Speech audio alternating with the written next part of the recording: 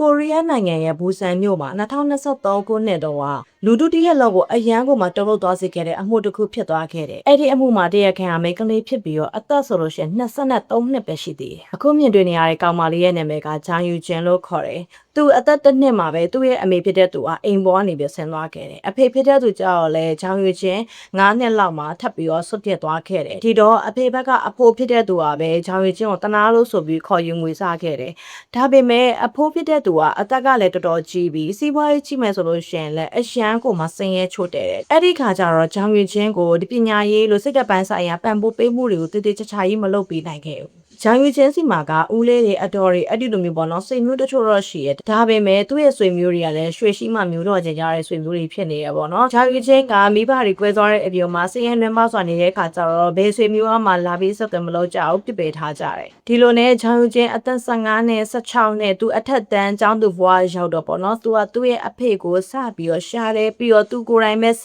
ပြီးတော့သွားပြီးဆက်သွယ်ခဲ့တယ်ဖြစ်ချင်တော့အဖေဖြစ်တဲ့သူမှာကနောက်ထပ်အိမ်ထောင်နဲ့သားသမီးတွေကလည်းရှိနေပြီဖြစ်တယ်ပေါ့နော်ပြီးတော့လေသူ့ရဲ့မိတွေဖြစ်တဲ့သူကဂျန်ယူဂျေးဒီလိုမျိုးပေါ်လာတာကိုလုံးဝမနှစ်သက်ဘူးအဲ့တော့အဖေဖြစ်တဲ့သူကအခုသူတီထောင်ထားတဲ့မိသားစုဘဝအစ်ကိုအနောက်ရှက်ဖြစ်မှာဆိုတာကြောင့်သူကဂျန်ယူဂျေးကိုပေါ့နော်ငွေကြေးရောတခြားမြစ်တာပိုင်းရောစမတာဝန်ယူမှုအပိုင်းတွေရောဘာဆိုဘာမှမထောက်ပံ့ပေးနိုင်ဘူးဆိုပြီးတော့ဓာတ်ရိုက်ကိုညှင်းဆိုလိုက်တယ်ဒီလိုမျိုးအမှုတွေမဖြစ်ခင်အထိသူ့ရဲ့အဖေနဲ့9နှစ်ကြော်ကြာအောင်တော့သူအဆက်အသွယ်ရှိနေခဲ့တယ်ပေါ့နော်အဲ့ဒီလိုအဆက်အသွယ်ရှိရဲဆိုတာလည်းချစ်လွန်အားကြီးလွန်းလို့မဟုတ်ပဲနဲ့ဂျန်ယူချင်းဘက်ကနေပြီးသူ့ဖေဖြစ်တဲ့သူစီကိုဖုန်းတွေခေါ်ဒေါသကြီးထွက်ငိုယိုစကားတွေများပြီးတော့မှအဖေဖြစ်တဲ့သူကနေပြီးတော့ငွေကြီးပေါ့နော်မဖြစ်စလောက်လေးကိုပေးပြီးတော့ထောက်ပံ့နေဆိုတဲ့ပုံစံမျိုးနဲ့အဆက်အသွယ်လေးရှိနေခဲ့တာနောက်ပြီးတော့ဂျန်ယူချင်းကဘွားအခြေအနေကြောင့်ပဲနဲ့တူရဲ့သူ့မှာလေကြောင်းတော့ဆိုလို့ရှိရင်အပေါင်းအသင်းမရှိဘူးစကားလည်းနေပြီးတော့တီးချနေတတ်တဲ့သူဖြစ်တာကြောင့်သူကြောင်းလည်းပြီးသွားရောဘယ်ကြောင်းနေပတ်တငယ်ချင်းမှာလာပြီးဆက်သွယ်တာမျိုးမရှိဘူး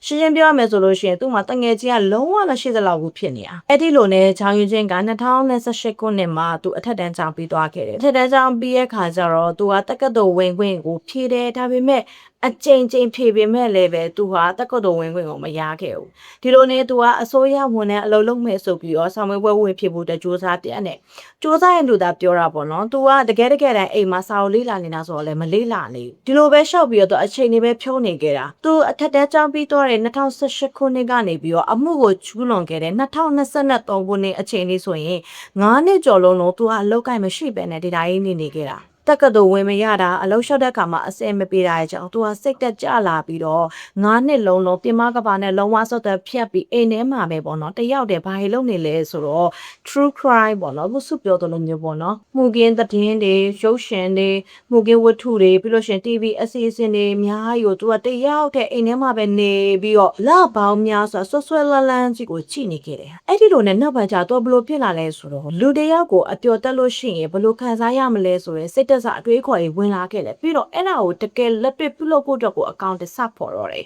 ဒီလိုနဲ့ဂျာဝီချင်းကတော့ကျူရှင်ဆရာမရှာပွေရဲပေါ့နော် mobile application နဲ့တခုကိုသူက download ဆွဲပြီးတော့အဲ့ဟာကနေသားကောင်ရှာတယ်ကိုရီးယားမှာသုံးတယ်ကျူရှင်ဆရာမဒီ application မှာဆိုလို့ရှိရင်ဆရာမတွေကသူတို့တွေရဲ့ profile ကိုပေါ့နော်ကျောင်းသားရဖို့အတွက်ကိုလုံးဝအသေးစိတ်ကိုရေးထားကြတာဆရာမတွေရဲ့အသက်တွေနာမည်တွေဓာတ်ပုံတွေပြီးတော့နေတဲ့ပေါ့နော်မြို့တွေအစင်မြင့်တက္ကသိုလ်ဘွဲရထားတဲ့အချက်လက်တွေအပြင်ကိုမှကျူရှင်တင်ကြားပေးနိုင်တဲ့နေရာတွေကိုပါရွေးပြီးတော့ဖော်ပြထားကြတယ်အဲ့ဒီတေကမှာ Tutor Home ဆိုပြီးတော့ဆရာမအိမ်မှာလာပြီးသင်ယူနိုင်ပါတယ်ဆိုတာကိုရွေးချယ်ထားတဲ့ဆရာမတွေကိုပဲတီးတံပြစ်မှတ်ထားပြီးချောင်းချင်းကအဲ့ဒီကနေရှာတာပေါ့နော်အဲ့ဒီ application တွေကနေပြီးတော့အသက်20ကျော်အရွယ်ဆရာမ54ယောက်ထပ်မကတဲ့လူတွေကိုလိုက်ပြီးတော့ဆက်သွယ်ထားခဲ့တယ်အဲ့ဒီတဲကမှအသက်26နှစ်အရွယ်အိမ်မှာတယောက်တည်းနေတဲ့ကျူရှင်ဆရာမလေးတယောက်ကိုပြစ်မှတ်ထားပြီးတော့သူကကျောင်းသားမိဘဟန်ဆောင်ပြီးတော့မိဘတွေကအလုပ်များနေလို့တမီးလေးကိုဆရာမအိမ်မှာပဲလာသိပေးချက်နဲ့ဆရာမအိမ်မှာတခြားသူတွေရောရှိလားတရောတိတ်ဆိတ်ရလားဆိုတဲ့ပုံစံမျိုးနဲ့ပပနဲ့နဲ့ကြီးကိုသူကမေးလိုက်တာအဲ့ချိန်မှာတစ်ဖက်ကဆရာမလေးကလည်းသူကအိမ်မှာတယောက်တည်းနေတယ်ဆိုပြီးအကြောင်းရယ်အိမ်မှာပဲအေးစစ်စစ်တင် जा ပေးနိုင်ပါတယ်ဆိုပြီးတော့ပြန်ဖြေလိုက်တယ်နောက်ပြီးတော့ဆီယမတယောက်တည်းပေါ့နော်အိမ်မှာရှိမဲ့အချိန်လူရှင်းတဲ့အချိန်ညနေပိုင်းလောက်ကိုတိတိကျကျကြီးထပ်မေးပြန်ရောဒီလိုနဲ့သူတို့စာတင်ဖို့အတွက်ချင်းဆိုလိုက်ကြတယ်ပေါ့နော်အဲ့တော့ချင်းဆိုတဲ့နေမေလ26ရက်နေတဲ့6ရောချောင်းချင်းကနေပြီးတော့အင်တာနက်ကနေပြီးတော့မှားထားတယ်အထက်တန်းကျောင်းသူဝစ်စုံတွေကိုဝစ်ပြီးတော့ကျောင်းသူတွေတူလို့ဟန်ဆောင်ပြီးတော့ဆီယမအိမ်ပါခဲ့တယ်ဆီယမအိမ်နဲ့ရှောက်သွားတော့သူကြိုပြီးတော့ရှူလာတဲ့ ဓာတ်နဲ့ပေါ့နော်ဆီယာမကိုလေအချက်တရလောက်ရက်ဆက်ဆက်ကိုထိုးပစ်လိုက်တာပြီးလက်ပြီးသွားရောသူကလေအိမ်ကိုပြန်သွားပြီးတော့အခုဗီဒီယိုမှာမြင်တဲ့အတိုင်းပဲတွေ့လာသူ့ရဲ့ခီးဆောင်အိတ်တွေပြီးတော့တင်းမောဆေးတွေကိုသူကသွားယူတယ်ယူပြီးဆီယာမအိမ်ကိုထပ်ပြန်သွားတယ်ပြန်သွားပြီးတော့ဆီယာမကိုလေအပိုင်းပိုင်းလှုပ်ပြီးတော့တချို့အစိတ်ပိုင်းတွေကြတော့အဲ့ဒီခီးဆောင်အိတ်တွေကိုထည့်ခဲ့တယ်နောက်ပြီးတော့ဆီယာမကိုပျောက်ဆုံးသွားရေးဆိုတဲ့ပုံစံမျိုးဖြစ်အောင်ဆိုပြီးတော့ဆီယာမရဲ့ကတ်တွေတခြားအမှတ်သားပါတဲ့ပစ္စည်းတွေမှတ်ပုံတင်တွေဖုန်းတွေပေါ့နော်အဲ့ဟာတွေအကုန်လုံးကိုသိမ်းလိုက်တယ်မေလ26ရက်နေ့ပေါ့နော်နောက်နေ့မကူးခင်တကောင်းရန်ချိန်လေးချောက်ပေါ့ရုပ်အလောင်းကိုထည့်ထားတဲ့ခီးဆောင်အိတ်ကြီးကိုယူပြီးတော့တိုက်စီတစည်းကိုငှားပြီးတော့သူကိုရီးယားနိုင်ငံဟာဒီတောအုပ်တွေရှိရလေအဲ့တောအုပ်တွေနာကမြစ်ကံပေတစ်ခုမှာသွားပြီးဆွန့်ပစ်ခဲ့တယ်ဒါပေမဲ့သူစီးသွားတဲ့ taxi driver ကအမေကလေးတယောက်တည်းပေါ့နော်ညဘက်ကြီးတဲ့ဖြစ်တယ်တောဆက်ကိုသွားခိုင်းနေဆိုတော့သူကအဲ့ဒါတန်တရားဝင်နေတယ်အဲ့လိုတန်တရားဝင်နေတော့မှပဲဒီတောဆက်ကိုရောက်တဲ့အခါမှာ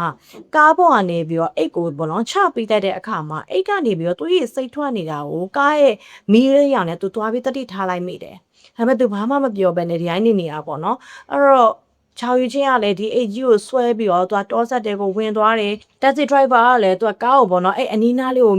ရွှေ့ပြီးမောင်းပြီးတော့ဘာလို့လဲဆိုတော့ရဲတွေကိုချက်ချင်းဖုန်းဆက်လိုက်တယ်အသက်20ကျော်မိန်းကလေးတယောက်ညာဘက်ကြီးတောဆက်မှာဆင်းသွားတယ်ပြီးတော့သူ့ရဲ့အိတ်တွေကနေရလဲသူ့ရဲ့စိတ်ထွက်နေအောင်တွေ့တယ်ဆိုပြီးတော့တိတိကျကျရတည်ပေးလိုက်တယ်ကိုရီးယားရဲတပ်ဖွဲ့ဝင်တွေကလည်းအသက်အန္တရာယ်ဒီကတ်တဲ့အမှုတွေကိုကုတ်0အဓိကအရေးပေါ်အစစ်ဖြစ်သတ်မှတ်ပြီးတော့ဒီတည်ရချင်းပေါ့နော်9မိနစ်10မိနစ်အတွင်းမှာပဲအဲ့ဒီအနီးနားမှာရှိနေတဲ့ရဲကင်းတဲ့ကားတွေကိုတိုက်ရိုက်ဆင်လုပ်ခဲ့တယ်ဂျာရီချင်းကလည်းသူ့ရဲ့အိတ်ခီးဆောင်အိတ်ကြီးကိုပေါ့နော်တောဆက်ကဒီမြစ်ကန်ပေးမှာတွားပြီးစွန့်ပစ်ပြီးတဲ့အခါမှာသူကအဲ့တော်လေးကနေအေးစစ်စစ်ပြက်လမ်းလျှောက်ပြီးထွက်လာတဲ့အချိန်မှာပဲရောက်ရှိလာတဲ့ရဲတပ်ဖွဲ့ဝင်တွေနဲ့တန်းတိုးပြီးတော့ဖမ်းဆီးခံလိုက်ရတယ်ရဲတွေကလည်းသူစွန့်ပစ်ခဲ့တဲ့အိတ်ကိုပေါ့နော်တောဆက်မြစ်ကန်ပေးမှာပဲတွားပြီးတော့ရှာဖွေတွေ့ရှိခဲ့တယ်ပြီးတော့အဲ့အိတ်ထဲမှာဆိုလို့ရှိရင်လည်းအသားကောင်ရဲ့အစိပ်ပိုင်းတချို့ရဲ့သွေးစွန်းနေတဲ့ဝက်စားတွေနဲ့တင်မောဆေးဖို့တွေကိုလက်ပူးလက်ချက်သိမ်းဆည်းရမိခဲ့တယ်နောက်ပြီးတော့ဂျောင်းရင်စင်းကိုဖမ်းဆီးပြီးရဲ့နောက်မှာအခင်းဖြစ်ပွားခဲ့တဲ့ဆီယာမာလေးရဲ့အိမ်ကိုဝင်ရောက်စစ်ဆေးတဲ့အခါမှာဆိုလို့ရှိရင်လည်းကေးဆောင်အိတ်တွေကိုထည့်ဖို့မဆန့်ပဲနဲ့ကြံခဲ့တဲ့စိတ်ပိုင်းချို့ကိုထပ်ပြီးတော့တွေ့ရှိခဲ့တယ်နောက်ပြီးတော့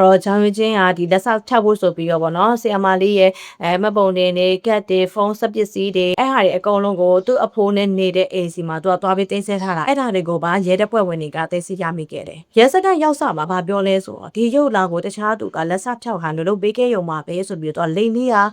ဒါပေမဲ့အထောက်ထားတွေအများကြီးနဲ့တွေ့နေပြီဖြစ်တဲ့အခါကျတော့နောက်ပိုင်းကျတော့သူကဝန်ခံ